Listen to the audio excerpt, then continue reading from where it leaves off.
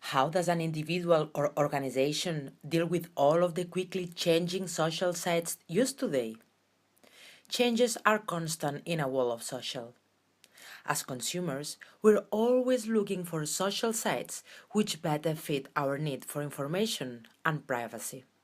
For example, younger audiences first flock to social networking sites to engage with their friends. However, they migrated to more private sites to avoid their parents' oversight.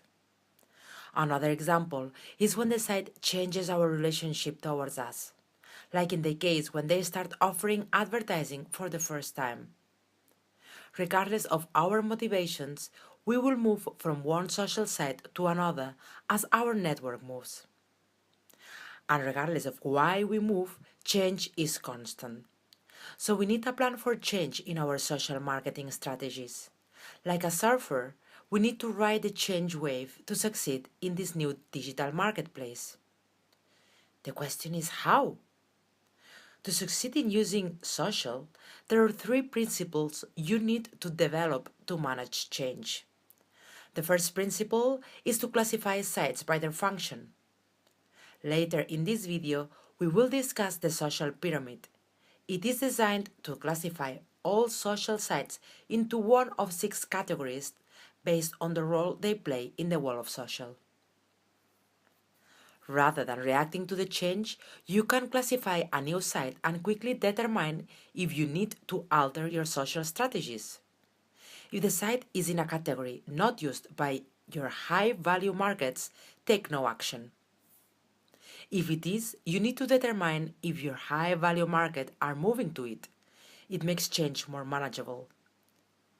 The second principle is to add new sites, only when they are popular to your target audience. Many sites fail, so don't react to them too soon. Remember, you don't have to be the first mover to a new technology. Wait until you know it is successful and you know your high-value audiences are using it. The third and most important principle is only focus on sites containing your high-value markets. Principle 3 is about not focusing on social media, but instead focusing on your audience and where they are at in the social pyramid. Like direct marketing in the 90s, don't form social silos with separate strategies for each social site. Think markets first. For most organizations, remember your people and dollar resources are a precious commodity.